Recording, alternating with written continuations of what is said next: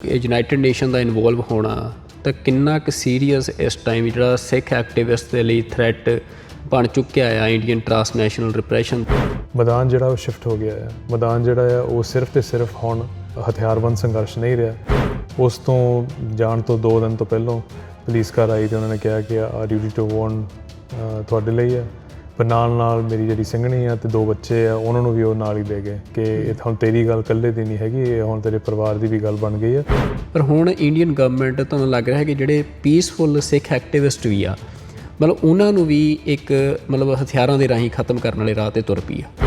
ਕੀ ਕੋਈ ਇਹੋ ਜਿਹਾ ਜਿਹੜਾ ਰਿਸਪੌਂਸ ਆ ਇੰਡੀਅਨ ਹਾਈ ਕਮਿਸ਼ਨ ਵੱਲੋਂ ਜਾਂ ਇੰਡੀਅਨ ਅੰਬੈਸੀ ਵੱਲੋਂ ਤੁਹਾਡੇ ਤੱਕ ਰੀਚ ਆਊਟ ਕੀਤਾ ਗਿਆ ਕਿ ਯੂਨਾਈਟਿਡ ਨੇਸ਼ਨਸ ਇਹ ਨਹੀਂ ਕਹਿ ਰਿਹਾ ਕਿ ਸਿੱਖਾਂ ਨੂੰ ਜਾਂ ਮੇਰੇ ਵਰਗਿਆਂ ਨੂੰ ਖਤਰਾ ਜਿਹੜਾ ਹੈ ਇੱਥੇ ਦੇ ਕਿਸੇ ਲੋਕਲ ਗੈਂਗ ਵੱਲੋਂ ਆ ਜਾਂ ਕੋਈ ਮਲੇਸ਼ੀਆ ਵੱਲੋਂ ਆ ਜਾਂ ਕੋਈ ਕ੍ਰਿਮੀਨਲ ਸਿੰਡੀਕੇਟ ਵੱਲੋਂ ਆ। ਉਹ ਕਹਿ ਰਿਹਾ ਕਿ ਇੰਡੀਆ ਵੱਲੋਂ ਇਹ ਬੰਦਿਆਂ ਨੂੰ ਖਤਰਾ ਹੈ ਕਿ ਇਹਨਾਂ ਨੂੰ ਇੱਕ ਜੁਰਾਇਮ ਪੇਸ਼ਾ ਕੌਮ, ਇੱਕ ਕ੍ਰਿਮੀਨਲ ਜਿਹੜੀ ਨੇਸ਼ਨ ਹੈ ਪੇਸ਼ ਕਰਨਾ। ਇੰਡੀਆ ਦੇ ਕੌਂਸੂਲੇਟਸ ਤੇ ਐਮਬੈਸੀਜ਼ ਉੱਤੇ ਕੰਮ ਕਰ ਰਹੀਆਂ ਆ। ਪ੍ਰਾਈਮ ਮਿਨਿਸਟਰ ਦੇ ਉੱਤੇ ਆਰਸਨ ਅਟੈਕ ਹੋਇਆ ਯੂਕੇ ਦੇ ਪ੍ਰਾਈਮ ਮਿਨਿਸਟਰ 'ਤੇ। ਉਹਦੇ ਵਿੱਚ ਇਨਵੈਸਟੀਗੇਸ਼ਨ ਦੇ ਵਿੱਚ ਇਹ ਖੁਲਾਸਾ ਹੋਇਆ ਕਿ ਜਿਹੜੇ ਰਸ਼ੀਅਨ ਏਜੰਟਸ ਨੇ ਉਹ ਮੁਸਲਿਮਸ ਦੇ ਖਿਲਾਫ ਉੱਥੇ ਜਿਹੜੀ ਹੇਟ ਆ ਉਹਨੂੰ ਪ੍ਰੋਪੇਗੇਟ ਕਰਨ ਦੇ ਲਈ ਕੰਮ ਕਰ ਰਹੇ ਆ। ਅਤੇ ਉਹ ਬੰਦਾ ਫੜਿਆ ਵੀ ਗਿਆ ਉੱਥੇ ਅਤੇ ਉਹ ਸਾਰੀ ਰਿਪੋਰਟ ਸਾਹਮਣੇ ਆਈ। ਤਾਂ ਤੁਹਾਨੂੰ ਲੱਗ ਰਿਹਾ ਕਿ ਉਸੇ ਤਰੀਕੇ ਦਾ ਇੱਕ ਪੈਟਰਨ ਜਿਵੇਂ ਜੇ ਲੰਡਨ ਦੇ ਵਿੱਚ ਮੁਸਲਿਮਸ ਇੱਕ ਟਾਰਗੇਟ ਐਜ਼ ਅ ਮਾਈਨੋਰਿਟੀ ਜਾਂ ਇਮੀਗਰੈਂਟ ਕਮਿਊਨਿਟੀ ਆ ਰਹੇ ਆ ਤਾਂ ਇੱਥੇ ਕੈਨੇਡਾ ਦੇ ਵਿੱਚ ਉਹ ਸਿੱਖ ਜਿਹੜੇ ਆ ਉਹ ਕਿਸੇ ਇੰਡੀਆ ਦੇ ਇੰਟਰਸਟ ਨੂੰ ਸਰਵ ਕਰਦੇ ਆ ਜੇ ਸਿੱਖ ਕਲੈਕਟਿਵਲੀ ਟਾਰਗੇਟ ਹੁੰਦੇ ਆ। ਤਾਂ ਅਸੀਂ ਤਾਂ ਇਹ ਕਹਿ ਰਹੇ ਹਾਂ ਕਿ ਇੰਡੀਆ ਸਿਰਫ ਇਹ ਇੱਕ ਬੰਦਾ, ਇੱਕ ਪਰਿਵਾਰ ਜਾਂ ਸਿਰਫ ਸਿੱਖ ਕਮਿਊਨਿਟੀ ਨਹੀਂ, India is a threat to the entire existence of Canada.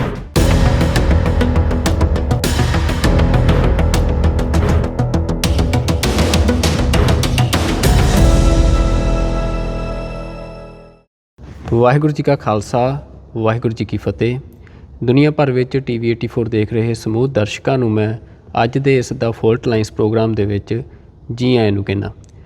ਅੱਜ ਦੇ ਇਸ ਪ੍ਰੋਗਰਾਮ ਦੇ ਵਿੱਚ ਅਸੀਂ ਗੱਲ ਕਰਾਂਗੇ ਭਾਰਤ ਵੱਲੋਂ ਡਾਇਸਪੋਰਾ ਸਿੱਖਾਂ ਦੇ ਉੱਤੇ ਕੀਤੇ ਜਾ ਰਹੇ ਟਰਾਂਸਨੈਸ਼ਨਲ ਰਿਪਰੈਸ਼ਨ ਬਾਰੇ, ਜੋ ਕਿ ਪਿਛਲੇ ਕੁਝ ਸਾਲਾਂ ਤੋਂ ਕਾਫੀ ਹੀ ਵਾਇਲੈਂਟ ਰੂਪ ਜਿਹੜਾ ਆ ਲੈਂਦਾ ਨਜ਼ਰ ਆ ਰਿਹਾ ਆ। ਜਿਹਦੇ ਵਿੱਚ ਕੈਨੇਡਾ ਦੇ ਵਿੱਚ ਭਾਈ ਹਰਦੀਪ ਸਿੰਘ ਨਿੱਜਰ ਦਾ ਕਤਲ ਕੀਤਾ ਗਿਆ। ਇਸ ਤੋਂ ਇਲਾਵਾ ਪਾਕਿਸਤਾਨ ਦੇ ਵਿੱਚ ਭਾਈ ਪਰਮਜੀਤ ਸਿੰਘ ਪੰਜਵੜ ਦਾ ਕਤਲ ਹੁੰਦਾ ਆ ਅਤੇ UK ਦੇ ਵਿੱਚ ਭਾਈ ਅਵਤਾਰ ਸਿੰਘ ਖੰਡਾ ਦਾ ਕਤਲ ਹੁੰਦਾ ਆ। ਤਾਂ ਹੋਰ ਵੀ ਕਈ ਕਤਲ ਜਿਹੜੇ ਆ ਕੀਤੇ ਗਏ ਅਤੇ ਸਿੱਖਾਂ ਤੋਂ ਇਲਾਵਾ ਜਿਹੜੇ ਕਸ਼ਮੀਰੀ ਲਹਿਰ ਆ ਉਹਦੇ ਨਾਲ ਸੰਬੰਧਿਤ ਜਿਹੜੇ ਆਗੂ ਸੀ ਉਹਨਾਂ ਦੇ ਵੀ ਜਿਹੜੇ ਕਤਲ ਆ ਵੱਖੋ ਵੱਖ ਥਾਵਾਂ 'ਤੇ ਹੋਏ, ਜਿਨ੍ਹਾਂ ਦਾ ਸਾਰਿਆਂ ਦਾ ਦੋਸ਼ ਭਾਰਤ ਸਰਕਾਰ ਦੇ ਉੱਤੇ ਲੱਗਦਾ ਆ। ਅਤੇ ਇਹ ਸਾਰੇ ਵਰਤਾਰੇ ਦੇ ਵਿੱਚ ਜਿਹੜੇ ਐਕਟਿਵਿਸਟ ਇਸ ਟਾਈਮ ਸਭ ਤੋਂ ਵੱਧ ਭਾਰਤ ਸਰਕਾਰ ਦੇ ਨਿਸ਼ਾਨੇ ਦੇ ਉੱਤੇ ਨਜ਼ਰ ਆ ਰਹੇ ਆ ਭਾਈ ਮਨਿੰਦਰ ਸਿੰਘ, ਜੋ ਕਿ ਸਿੱਖ ਫੈਡਰੇਸ਼ਨ ਕੈਨੇਡਾ ਦੇ ਲੀਡਰ ਨੇ। ਅਤੇ ਉਹਨਾਂ ਨੂੰ ਕਈ ਵਾਰ ਜਿਹੜੇ ਡਿਊਟੀ ਟੂ ਵਾਰਨ ਆ ਜਿਹੜੀਆਂ ਕੈਨੇਡੀਅਨ ਸਿਕਿਉਰਿਟੀ ਏਜੰਸੀਜ਼ ਆ ਉਹਨਾਂ ਦੇ ਵੱਲੋਂ ਦਿੱਤੇ ਗਏ ਆ। ਅਤੇ ਪਿਛਲੇ ਸਮੇਂ ਦੇ ਵਿੱਚ ਜਿਹੜੀ ਯੂਨਾਈਟਿਡ ਨੇਸ਼ਨਸ ਦੇ ਵਿੱਚ ਉਹਨਾਂ ਦੀ ਐਡਵੋਕੇਸੀ ਆ ਉਸ ਦੌਰਾਨ ਵੀ ਜਿਵੇਂ ਉਹਨਾਂ ਨੂੰ ਥ੍ਰੈਟਸ ਮਿਲੇ ਆ ਅਤੇ ਫਿਰ ਯੂਨਾਈਟਿਡ ਨੇਸ਼ਨ ਦੇ ਜਿਹੜੇ 5 ਰੈਪੋਰਟਰਸ ਨੇ ਵੱਖੋ ਵੱਖ ਉਹਨਾਂ ਦੇ ਵੱਲੋਂ ਕੈਨੇਡੀਅਨ ਗਵਰਨਮੈਂਟ ਨੂੰ ਸਵਾਲ ਵੀ ਕੀਤਾ ਗਿਆ ਚਿੱਠੀ ਲਿਖ ਕੇ ਕਿ ਤੁਸੀਂ ਭਾਈ ਮਨਿੰਦਰ ਸਿੰਘ ਦੀ ਸਿਕਿਉਰਿਟੀ ਲਈ ਕੀ ਕਰ ਰਹੇ ਹੋ ਜਾਂ ਉਹਨਾਂ ਦੇ ਪਰਿਵਾਰ ਦੀ ਸਿਕਿਉਰਿਟੀ ਲਈ। ਤਾਂ ਇਹ ਵੱਡਾ ਮਸਲਾ ਵੀ ਪਿਛਲੇ ਦਿਨੀਂ ਅਖਬਾਰਾਂ 'ਚ ਚਰਚਾ ਦਾ ਵਿਸ਼ਾ ਬਣਿਆ ਸੀ। ਅਤੇ ਅੱਜ ਸਾਡੇ ਨਾਲ ਭਾਈ ਮਨਿੰਦਰ ਸਿੰਘ ਮੌਜੂਦ ਰਹਿਣਗੇ ਅਤੇ ਜੋ ਵੀ ਇਹ ਸਾਰਾ ਕੁਛ ਚੱਲ ਰਿਹਾ ਆ, ਜਿਸ ਤਰੀਕੇ ਦੀਆਂ ਥ੍ਰੈਟਸ ਆ ਰਹੀਆਂ ਨੇ ਅਤੇ ਕੈਨੇਡੀਅਨ ਗਵਰਨਮੈਂਟ ਦਾ ਰਿਸਪੌਂਸ ਕੀ ਆ ਅਤੇ ਇੰਡੀਅਨ ਗਵਰਨਮੈਂਟ ਜਿਹੜੀ ਆ ਉਹ ਕਿਸ ਤਰੀਕੇ ਦੀਆਂ ਕਾਰਵਾਈਆਂ ਕਰ ਰਹੀ ਆ ਅਤੇ ਯੂਨਾਈਟਿਡ ਨੇਸ਼ਨਸ ਦੇ ਵਿੱਚ ਸਿੱਖ ਐਡਵੋਕੇਸੀ ਜਾਂ ਸਿੱਖ ਜਿਹੜੀ ਫਰੀਡਮ ਸਟਰਗਲ ਆ ਉਹਦੇ ਰਿਗਾਰਡਿੰਗ ਕਿਹੋ ਜਿਹਾ ਡਾਇਲੋਗ ਬਿਲਡ ਹੋ ਰਿਹਾ ਆ, ਇਹਨਾਂ ਸਾਰੇ ਮਸਲਿਆਂ 'ਤੇ ਅੱਜ ਅਸੀਂ ਉਹਨਾਂ ਨਾਲ ਗੱਲਬਾਤ ਕਰਾਂਗੇ। ਅਤੇ ਮੈਂ ਭਾਈ ਮਨਿੰਦਰ ਸਿੰਘ ਜੀ ਤੁਹਾਨੂੰ ਜੀ ਆਇਆਂ ਨੂੰ ਕਹਿੰਦਾ TV 84 ਅਤੇ ਵਾਹਿਗੁਰੂ ਜੀ ਕਾ ਖਾਲਸਾ, ਵਾਹਿਗੁਰੂ ਜੀ ਕੀ ਫਤਿਹ ਜੀ।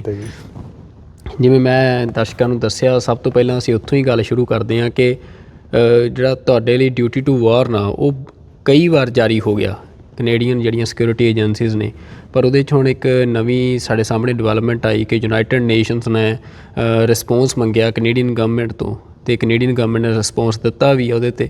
ਅਤੇ ਇਹ ਤੁਸੀਂ ਜਿਹੜਾ ਯੂਨਾਈਟਿਡ ਨੇਸ਼ਨ ਦਾ ਇਨਵੋਲਵ ਹੋਣਾ ਤਾਂ ਕਿੰਨਾ ਕੁ ਸੀਰੀਅਸ ਇਸ ਟਾਈਮ ਜਿਹੜਾ ਸਿੱਖ ਐਕਟਿਵਿਸਟ ਦੇ ਲਈ ਥ੍ਰੈਟ ਬਣ ਚੁੱਕਿਆ ਆ ਇੰਡੀਅਨ ਟਰਾਂਸਨੈਸ਼ਨਲ ਰਿਪਰੈਸ਼ਨ ਦਾ, ਉਹਦੇ ਬਾਰੇ ਤੁਸੀਂ ਥੋੜ੍ਹਾ ਜਿਹਾ ਸਾਨੂੰ ਦੱਸੋ। ਹਾਂਜੀ, ਜਿਹੜੀ ਰਿਪੋਰਟ ਵੀ ਆਈ ਸੀਗੀ ਤਕਰੀਬਨ ਜੂਨ ਜਿਹੜਾ ਵਿੱਚ ਉਹ 'ਚ ਸ਼ੁਰੂ ਹੋਈ ਸੀਗੀ ਗੱਲ, ਜੂਨ ਦੇ ਪਹਿਲੇ ਹਫਤੇ ਜਿਹੜੀ ਰਿਪੋਰਟ ਹੈ ਤਕਰੀਬਨ ਉਹ ਕੈਨੇਡਾ ਨੂੰ ਭੇਜੀ ਗਈ ਸੀ। ਫਿਰ ਉਹਨਾਂ ਨੂੰ 60 ਦਿਨ ਹੁੰਦੇ ਆ ਉਹਦਾ ਜਵਾਬ ਦੇਣ ਲਈ। 60 ਡੇ ਪੀਰੀਅਡ ਹੈ ਉਹ ਜਾ ਕੇ ਖਤਮ ਹੋਣਾ ਸੀਗਾ ਤਕਰੀਬਨ ਅਗਸਤ 2 ਨੂੰ, ਅਤੇ ਉਹਦੇ ਵਿੱਚ ਜੇ ਜਵਾਬ ਮਿਲ ਜਾਂਦਾ ਆ ਫਿਰ ਉਹ ਅਰਲੀ ਰਿਲੀਜ਼ ਕਰ ਦਿੰਦੇ ਆ। ਜੇ ਨਹੀਂ ਦੇਸ਼ ਵੱਲੋਂ ਮਿਲਦਾ ਫਿਰ ਉਹ 60 ਦਿਨ ਵੇਟ ਕਰਦੇ ਆ, ਫਿਰ ਉਹ ਰਿਲੀਜ਼ ਕਰਦੇ ਆ।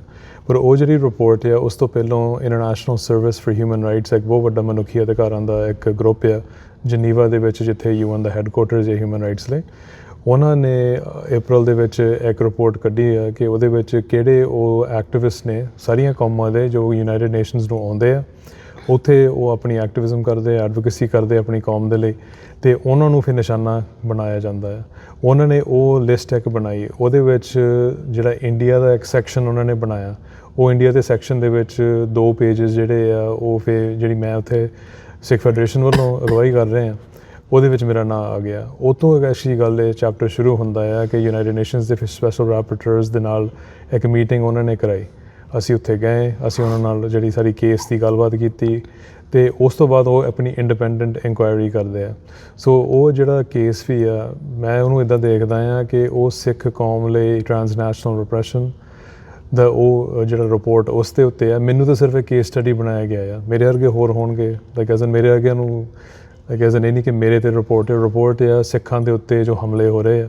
ਸੋ ਇਸ਼ੂ ਇਹ ਬਣ ਗਿਆ ਕਿ ਸਾਰੇ ਸਿੱਖਾਂ ਦੇ ਲਈ ਇੱਕ ਇਸ਼ੂ ਆ। ਉਹਦੇ ਵਿੱਚ ਜਿਹੜੀ ਉਹ international service for human rights ਹੈ ਉਹਨਾਂ ਨੇ ਇੱਕ ਬਹੁਤ ਵੱਡਾ ਰੋਲ ਪਲੇ ਕੀਤਾ ਐਜ਼ ਅ ਮਨੁੱਖੀ ਅਧਿਕਾਰਾਂ ਦੀ ਆਰਗੇਨਾਈਜੇਸ਼ਨ, ਤਾਂ ਜਿਹੜੀ ਇਹ ਰੈਪੋਰਟਰਸ ਦੇ ਨਾਲ ਸਾਨੂੰ ਮਿਲਣ ਦਾ ਇੱਕ ਫਿਰ ਮੌਕਾ ਮਿਲਿਆ, ਸਾਰਾ ਕੁਝ ਜਿਹੜਾ ਹੈ ਅੱਗੇ ਵਧਾਉਣ ਦਾ ਮੌਕਾ ਮਿਲਿਆ। ਅਤੇ ਇਹ ਜਿਹੜੀ ਉੱਥੇ ਆਈ ਥਿੰਕ ਜਿਹੜੀ ਆਪਾਂ ਟ੍ਰਾਂਸਨੈਸ਼ਨਲ ਰਿਪਰੈਸ਼ਨ ਦੀ ਗੱਲ ਕਰਦੀ, ਜਿਹੜੇ ਖਤਰੇ ਦੀ ਗੱਲ ਆ, ਆਈ ਥਿੰਕ ਇਹਨੂੰ 2 ਤਰੀਕੇ ਨਾਲ ਦੇਖਣਾ ਪੈਣਾ। ਇੱਕ ਤਾਂ ਚਲੋ ਸਿੱਖ ਸਿਧਾਂਤਾਂ ਮੁਤਾਬਕ ਜਿੱਥੇ ਖਤਰਾ ਨਹੀਂ ਹੈਗਾ ਆ ਉੱਥੇ ਫਿਰ ਸਿੱਖ ਆਪਣਾ ਕੰਮ ਨਹੀਂ ਕਰ ਰਹੇ। ਆਪਾਂ ਤਾਂ ਲੱਗਾ ਜਿੱਥੇ ਵੀ ਆਪਾਂ ਅਗਵਾਈ ਕਰਨੀ ਆ, ਮਨੁੱਖੀ ਅਧਿਕਾਰਾਂ ਦੀ ਗੱਲ ਕਰਨੀ ਆ, ਆਪਣੇ ਰਾਜ ਭਾਗ ਦੀ ਗੱਲ ਕਰਨੀ ਆ, ਇਸ ਸਮੇਂ ਦੇ ਵਿੱਚ ਅਸੀਂ ਖਾਲਿਸਤਾਨ ਦੀ ਗੱਲ ਕਰਨੀ ਆ, ਉੱਥੇ ਤਾਂ ਖਤਰਾ ਹੋਣਾ ਹੀ ਆ। ਸੋ ਉਹ ਖਤਰਾ ਜਿਹੜਾ ਆ ਉਹ ਸਿਰ ਮੱਥੇ, ਉਹਦਾ ਕੋਈ ਪਰਵਾਹ ਨਹੀਂ ਪੈਂਦਾ ਸਾਡੇ 'ਤੇ। ਪਰ ਉਹਦੇ ਵਿੱਚ ਇਹ ਵੀ ਹੈ ਇੱਕ ਰਿਐਲਿਟੀ ਵੀ ਆ। ਜਿਹੜੇ ਬੰਦਿਆਂ ਨੇ ਇਸ ਸਪੇਸ ਦੇ ਵਿੱਚ ਆਉਣਾ ਆ ਉਹ ਅਸੀਂ ਇੱਦਾਂ ਦੇਖੀਏ ਅਸੀਂ ਜੰਗ ਦੇ ਮੈਦਾਨ 'ਚ ਆ ਰਹੇ ਹਾਂ। ਮੈਦਾਨ ਜਿਹੜਾ ਉਹ ਸ਼ਿਫਟ ਹੋ ਗਿਆ ਆ। ਮੈਦਾਨ ਜਿਹੜਾ ਆ ਉਹ ਸਿਰਫ ਅਤੇ ਸਿਰਫ ਹੁਣ ਹਥਿਆਰਬੰਦ ਸੰਘਰਸ਼ ਨਹੀਂ ਰਿਹਾ, ਉਹ ਹਮੇਸ਼ਾ ਇੱਕ ਜੰਗ ਦਾ ਮੈਦਾਨ ਸਭ ਤੋਂ ਵੱਡਾ ਉਹੀ ਰਹਿੰਦਾ ਆ। ਪਰ ਇਸ ਮੂਵਮੈਂਟ ਦੇ ਵਿੱਚ ਅੱਜ ਦੇ ਸਮੇਂ ਦੇ ਵਿੱਚ ਹੋਰ ਵੀ ਜਿਹੜੇ ਇਹ ਮੈਦਾਨ ਖੁੱਲ੍ਹ ਗਏ ਨੇ, ਉਹਦੇ ਵਿੱਚ ਵੀ ਜਿਹੜੀ ਇੰਡੀਅਨ ਸਟੇਟ ਵਾਇਲੈਂਸ ਆ ਉਹ ਆ ਗਈ ਆ। ਪਹਿਲੋਂ ਕਿਸੇ ਨੂੰ ਟਾਰਗੇਟ ਕਰਨਾ, ਬਾਹਰਲੇ ਦੇਸ਼ਾਂ ਦੇ ਵਿੱਚ ਉਹਨਾਂ ਨੂੰ ਖਤਮ ਕਰਨਾ, ਜਾਂ ਉਹਨਾਂ ਦੇ ਪਿੱਛੇ ਆਰਗੇਨਾਈਜ਼ਡ ਕ੍ਰਾਈਮ ਸਿੰਡੀਕੇਟਸ ਗੈਂਗਸ ਨੂੰ ਵਰਤ ਕੇ ਉਹਨਾਂ ਨੂੰ ਚੁੱਪ ਕਰਾਉਣ ਦੀ ਕੋਸ਼ਿਸ਼ ਵਿੱਚ ਲੱਗਣਾ, ਇਹ ਜਿਹੜੀਆਂ ਚੀਜ਼ਾਂ ਨਹੀਂ ਦੱਸ ਰਹੀਆਂ ਸੀ। ਹੁਣ ਇਹ ਸਾਰਾ ਮੈਦਾਨ ਜਿਹੜਾ ਹੈ ਉਹ ਕਹਿ ਲਓ ਕਿ ਫਲਿੱਪ ਹੋ ਗਿਆ ਹੈ। ਇਸ ਦੇ ਵਿੱਚ ਵੀ ਆ ਗਿਆ ਭਾਈ ਸਾਹਿਬ, ਜਿਵੇਂ ਤੁਸੀਂ ਮਤਲਬ ਜਿਹੜੀ ਅਸੀਂ UN ਦੀ ਰਿਪੋਰਟ ਵੀ ਜੋ ਸਟੇਟਮੈਂਟ ਉਹਨਾਂ ਦੀ ਆਈ ਉਹ ਪੜ੍ਹ ਰਹੇ ਸੀ, ਜਿਹੜੇ ਇਨਵੈਸਟੀਗੇਸ਼ਨ ਤੋਂ ਬਾਅਦ ਤੁਸੀਂ ਦੱਸਿਆ, ਉਹਦੇ 'ਚ ਉਹਨਾਂ ਦਾ ਇੱਕ ਬੜਾ ਇੰਪੋਰਟੈਂਟ ਆਸਪੈਕਟ ਸੀ ਕਿ ਜਿਹੜੇ ਯੂਨਾਈਟਿਡ ਨੇਸ਼ਨਸ ਦੇ ਵਿੱਚ ਐਡਵੋਕੇਸੀ ਕਰ ਰਹੇ ਬੰਦੇ ਆ, ਉਹ ਜਦੋਂ ਯੂਨਾਈਟਿਡ ਨੇਸ਼ਨ ਤੁਸੀਂ ਜਾ ਰਹੇ ਸੀ, ਉੱਥੇ ਗੱਲਬਾਤ ਰੱਖ ਰਹੇ ਸੀ ਸਾਰੇ ਸਿੱਖ ਕੇਸ ਦੀ, ਤਾਂ ਉਹਨਾਂ ਦਿਨਾਂ ਦੇ ਦਰਮਿਆਨ ਵੀ ਤੁਹਾਨੂੰ ਥ੍ਰੈਟਸ ਆਈਆਂ। ਤਾਂ ਉਹਦੇ ਬਾਰੇ ਥੋੜ੍ਹਾ ਦੱਸ ਸਕਦੇ ਹੋ ਕਿ ਜਿਹੜੀਆਂ ਤੁਹਾਨੂੰ ਡਿਊਟੀ ਟੂ ਵਾਰ ਨੂੰ ਉਹਨਾਂ ਦਿਨਾਂ ਦੇ ਦਰਮਿਆਨ ਵੀ ਦਿੱਤੀਆਂ ਗਈਆਂ ਨੇ ਕੈਨੇਡੀਅਨ ਇਨਵੈਸਟੀਗੇਸ਼ਨ ਏਜੰਸੀਜ਼ ਦੇ ਵੱਲੋਂ? ਹਾਂਜੀ, ਉਹ ਥਿੰਕ ਤੇਜ਼ੀ ਨਾਲ ਥੋੜ੍ਹੀ ਜਿਹੀ ਗੱਲ ਵਧਣ ਆਪੇ। ਪਹਿਲੀ ਜਿਹੜੀ ਡਿਊਟੀ ਟੂ ਵਾਰ ਉਹ ਜੁਲਾਈ 2022 ਦੇ ਵਿੱਚ ਭਾਜੀ ਹਰਦੀਪ ਸਿੰਘ ਦੇ ਨਾਲ ਇਕੱਠੇ ਸਾਨੂੰ ਇੱਕ ਦਿਨ 'ਤੇ ਮਿਲੀਆਂ ਸੀ, ਅਤੇ 11 ਮਹੀਨੇ ਬਾਅਦ ਉਹਨਾਂ ਦੀ ਸ਼ਹੀਦੀ ਹੁੰਦੀ ਆ। ਫਿਰ ਉਹਨਾਂ ਦੀ ਸ਼ਹੀਦੀ ਤੋਂ ਬਾਅਦ ਅਗਸਤ 2023 ਦੇ ਵਿੱਚ ਫਿਰ ਡਿਊਟੀ ਟੂ ਵਾਰ ਮਿਲਦੀ ਆ। ਫਿਰ ਜਦੋਂ ਮੈਂ ਮਾਰਚ 2025 ਦੇ ਵਿੱਚ ਪਹਿਲੀ ਵਾਰ UN ਦੇ ਵਿੱਚ ਜਾ ਕੇ ਇੰਡੀਆ ਦੇ ਖਿਲਾਫ ਉਸ ਟਾਈਮ 'ਤੇ ਆਈ ਥਿੰਕ 2 ਬਿਆਨ ਦਿੱਤੇ ਸੀਗੇ ਜਨਰਲ ਅਸੈਂਬਲੀ ਦੇ ਵਿੱਚ, ਜਿਹਦੇ ਵਿੱਚ ਮੋਦੀ, ਅਮਿਤ ਸ਼ਾਹ ਦੇ ਨਾਂ ਵੀ ਲਏ ਗਏ, ਭਾਜੀ ਹਰਦੀਪ ਸਿੰਘ ਦਾ ਕੇਸ ਦਾ ਵੀ ਜ਼ਿਕਰ ਹੋਇਆ। ਉੱਥੋਂ ਜਦੋਂ ਬਿਆਨ ਦੇ ਕੇ ਮੈਂ ਵਾਪਸ ਆਇਆ, 48 ਘੰਟਿਆਂ ਦੇ ਵਿੱਚ ਪੁਲਿਸ ਘਰ ਆਣ ਕੇ ਉਹਨਾਂ ਨੇ ਡਿਊਟੀ ਟੂ ਵਾਰੰਟ ਦਿੱਤੀ ਕਿ ਆ ਖਤਰਾ ਆ। ਜਦੋਂ ਫੈਬਰਵਰੀ 2026 ਦੇ ਵਿੱਚ ਮਾਰਚ ਦੇ ਸੈਸ਼ਨ, ਜਿਹੜਾ ਮਾਰਚ 'ਚ ਹੀ ਹੁੰਦਾ ਉੱਥੇ ਜਿਹੜਾ ਸੈਸ਼ਨ ਹਿਊਮਨ ਰਾਈਟਸ ਦਾ, ਮੈਂ ਮਾਰਚ ਦੇ ਚੱਲਾ ਸੀ ਉਸ ਟਾਈਮ 'ਤੇ। ਉਸ ਤੋਂ ਜਾਣ ਤੋਂ 2 ਦਿਨ ਤੋਂ ਪਹਿਲਾਂ ਪੁਲਿਸ ਘਰ ਆਈ ਅਤੇ ਉਹਨਾਂ ਨੇ ਕਿਹਾ ਕਿ ਆ ਡਿਊਟੀ ਟੂ ਵਾਰੰਟ ਤੁਹਾਡੇ ਲਈ ਆ, ਪਰ ਨਾਲ ਮੇਰੀ ਜਿਹੜੀ ਸਿੰਘਣੀ ਆ ਅਤੇ 2 ਬੱਚੇ ਆ ਉਹਨਾਂ ਨੂੰ ਵੀ ਉਹ ਨਾਲ ਹੀ ਦੇ ਗਏ ਕਿ ਇਹ ਹੁਣ ਤੇਰੀ ਗੱਲ ਇਕੱਲੇ ਦੀ ਨਹੀਂ ਹੈਗੀ, ਇਹ ਹੁਣ ਤੇਰੇ ਪਰਿਵਾਰ ਦੀ ਵੀ ਗੱਲ ਬਣ ਗਈ ਆ। ਉਹਦੀ ਜਿਹੜੀ ਆਡੀਓ ਕਲਿੱਪ ਸੀਗੀ ਉਹ ਮੇਰੇ ਕੋਲ ਸੀਗੀ ਕਰਕੇ ਮੇਰੇ ਕੈਮਰੇ ਰਿਕਾਰਡ ਕਰ ਰਹੇ ਸੀ, ਉਹ ਫਿਰ ਅਸੀਂ ਮੀਡੀਆ ਨੂੰ ਦੇ ਦਿੱਤੀ, ਉਹਦੇ ਨਾਲ ਫਿਰ ਸਾਰੀ ਗੱਲ ਉੱਥੋਂ ਫੈਲੀ।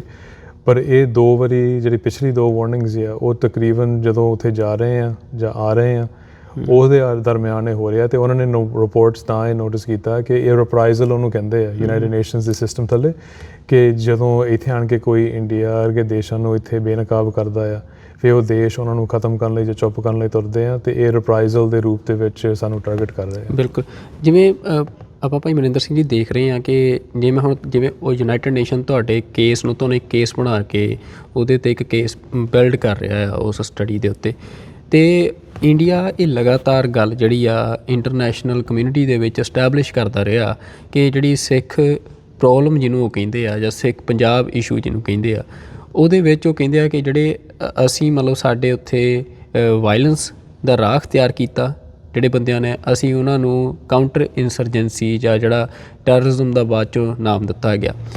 ਉਹ ਇੰਡੀਆ ਦੇ ਨੈਰੇਟਿਵਸ ਵੱਖੋ ਵੱਖਰੇ ਨੇ, ਪਰ ਜਿਹੜੀ ਹੁਣ ਸਿਚੁਏਸ਼ਨ ਬਣ ਰਹੀ ਆ ਕਿ ਤੁਸੀਂ ਇੱਕ ਜਿਹੜੀ ਪੀਸਫੁਲ ਡੈਮੋਕ੍ਰੈਟਿਕ ਐਕਟਿਵਿਜ਼ਮ ਆ ਕਿ ਜਿਹੜੇ ਸਿੱਖ ਕੇਸ ਦੀ ਐਡਵੋਕੇਸੀ ਦੀ ਉਹ ਜਿਹੜਾ ਸਭ ਤੋਂ ਵੱਡਾ ਦੁਨੀਆ ਦਾ ਅਦਾਰਾ ਆ ਉਹਦੇ 'ਚ ਕਰ ਰਹੇ ਹੋ, ਤਾਂ ਉੱਥੇ ਉਹ ਕਰਨ ਵਾਲੇ ਬੰਦੇ ਵੀ ਜਿਹੜੇ ਆ ਉਹ ਸਿੱਧੇ ਉਹਨਾਂ ਦੀ ਲਾਈਫ ਨੂੰ ਥ੍ਰੈਟ ਦਿੱਤਾ ਜਾ ਰਿਹਾ। ਇੱਕ ਤਾਂ ਹੁੰਦਾ ਕਿ ਬੰਦੇ ਖਰੀਦਣ ਦੀ ਕੋਸ਼ਿਸ਼ ਕੀਤੀ ਜਾਣੀ ਆ ਜਾਂ ਬੰਦਿਆਂ ਨੂੰ ਮੈਨੀਪੂਲੇਟ ਕਰਨ ਦੀ ਕੋਸ਼ਿਸ਼ ਕੀਤੀ ਜਾਣੀ, ਜੋ ਹੁੰਦਾ ਰਿਹਾ।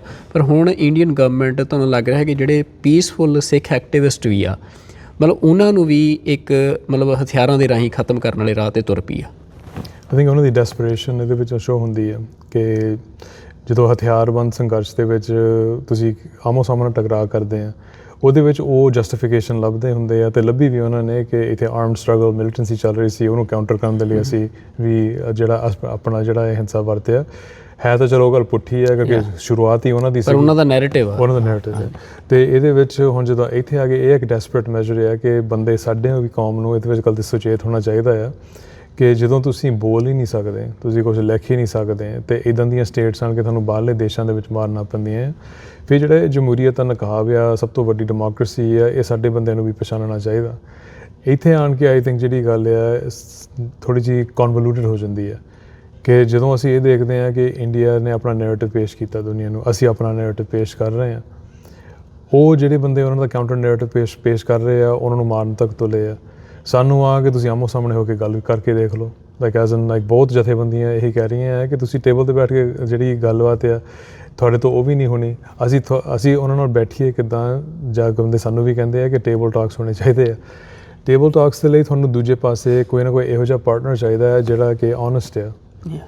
ਇਹਨਾਂ ਨੇ ਕਦੀ ਵੀ ਸਿੱਖਾਂ ਦੇ ਨਾਲ ਪਿਛਲੇ 80 ਸਾਲਾਂ ਦੇ ਵਿੱਚ ਕੋਈ ਓਨੈਸਟੀ ਨਹੀਂ ਦਿਖਾਈ ਕਿਸੇ ਨਾ ਕਿਸੇ ਤਰੀਕੇ ਦੇ ਨਾਲ, ਭਾਵੇਂ ਉਹ ਫਿਜ਼ੀਕਲ ਐਕਸਟਰਮੀਨੇਸ਼ਨ ਆ ਸਾਡੀ ਜਿਹੜੀ ਆ ਪੂਰਨ ਤੌਰ 'ਤੇ ਜਿਹੜਾ ਸਰੀਰਕ ਖਾਤਮਾ ਆ ਉਹਦੇ ਵਿੱਚ ਲੱਗੇ ਰਹੇ, ਜਾਂ ਹੁਣ ਦੇ ਸਮੇਂ ਦੇ ਵਿੱਚ ਅਸਿਮੂਲੇਸ਼ਨ ਦੇ ਵਿੱਚ ਉਹ ਲੱਗੇ ਰਹੇ ਆ ਕਿ ਇਹਨਾਂ ਨੂੰ ਬੇਸਿਕਲੀ ਸਿੱਖੀ ਤੋਂ ਗੁਰੂ ਗ੍ਰੰਥ ਸਾਹਿਬ ਜੀ ਕੋ ਤੋੜ ਕੇ ਪੇਸ਼ ਕਰਨਾ।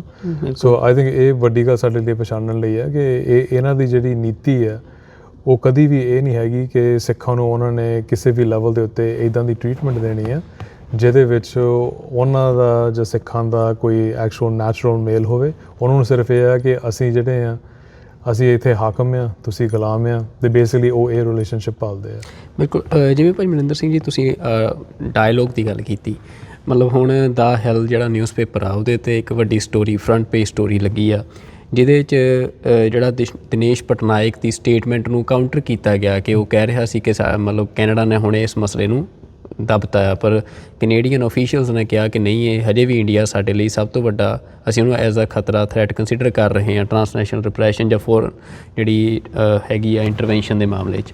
ਪਰ ਉਹ ਅਖਬਾਰ ਦੇ ਵਿੱਚ ਇੱਕ ਬੜੀ ਇੰਟਰਸਟਿੰਗ ਸਟੇਟਮੈਂਟ ਸੀ ਦਿਨੇਸ਼ ਪਟਨਾਇਕ ਦੀ, ਉਹ ਮਤਲਬ ਮੈਂ ਕੋਟ ਕਰਨੀ ਚਾਹੁੰਦਾ ਕਿ ਉਹਨਾਂ ਨੇ ਕਿਹਾ ਕਿ I want Maninder Singh to be safe because I don't want anything to happen to him and then he blames us for it.